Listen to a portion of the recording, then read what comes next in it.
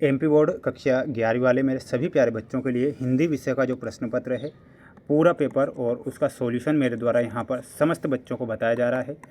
आप जानते हैं कि जो प्रश्न पत्र मैं आपको बता रहा हूँ, ये आपकी परीक्षा के लिए my dear friends most important प्रश्न पत्र है।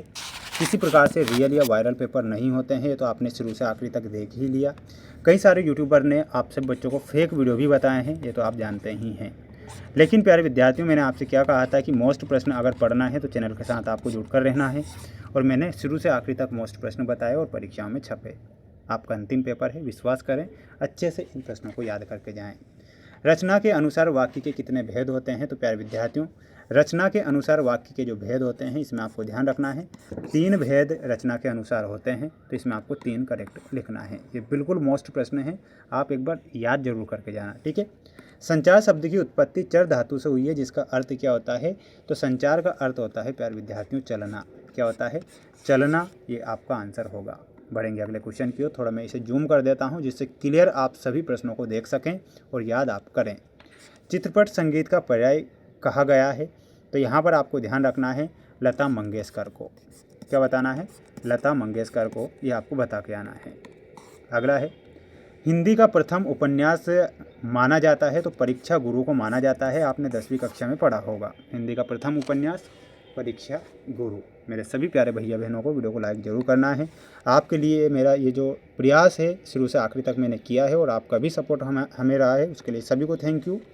कविता आओ मिलकर बचाए में चिंता व्यक्त की गई है, तो आदिवासी समाज की चिंता व्यक्त की गई है, तो आदिवासी समाज लिखना है। अगला है, विराट के प्रति जिज्ञासा की भावना मिलती है, तो किसमें मिलती है? छायावाद में विराट के प्रति जिज्ञासा की भावना मिलती है, इसमें आपको लिखना है छायावाद विल बी करेक्ट आंसर।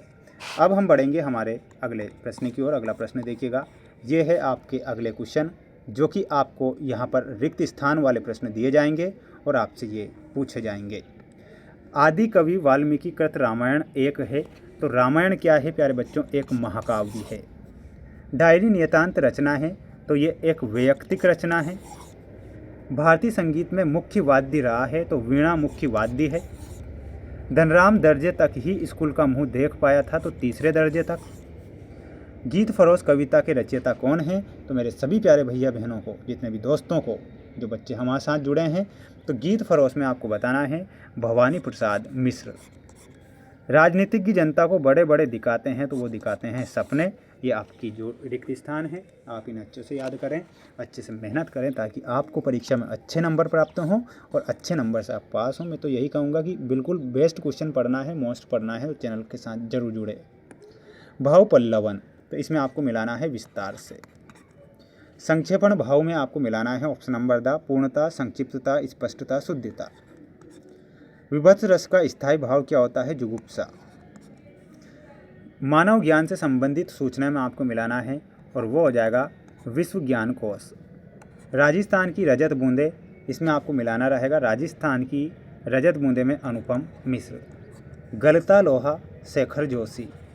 हे भूख मत मचल, इसमें आपको मिलाना है हे भूख मत मचल में अक्क महादेवी वर्मा सही हो जाएगा। तो यहाँ पर अक्क महादेवी वर्मा आपको लिखना है। सभी बच्चे इसका एक स्क्रीनशॉट ले लीजिएगा, अच्छे से याद कर लीजिएगा, मेहनत कर लीजिएगा, ताकि आपको मेहनत से ही नंबर लेकर आना है और अपनी परीक्षा में मेरे सभी प्यारे भैया बहनों को झंडे गाड़ देना है। ही तो भी तक आदि निपात शब्द होते हैं, तो बिल्कुल ये आपको सत्य के रूप में लिखना है। गज़ल का अंतिम शेर मक्ता कहलाता है, ये सत्य लिखना है। डायरी नियतांत अतरंग रचना है। भारतीय संगीत सुर, ताल, राग और काल से संबंध है। कृष्णा सोबती ने देशभक्ति से संबंधित कहानियाँ लिखी। धनराम कुशाग्र बुद्धि का बालक था, ये गलत हो जाएगा, ठीक है। तो ये आपके सत्य असत्य वाले क्वेश्चन हैं, आप इन्हें याद करें, आप इनका रट लीजिए, याद कर लीजिए, कुछ भी कर लीजिए, पर पढ़कर जरूर जाना माय डियर फ्रेंड्स। दो या दो से अधिक व्यक्तियों के बीच होने वाला संभाषण क्या कहलाता है? तो उसे बोला जाता है संवाद। क्या बोला जाता है? संवाद। रोला छंद में यति कहाँ होती है? तो 11 और 13 मात्राओं पर। क्या लिखना है? इसमें लिखना है 11 व 13 मात्राओं पर।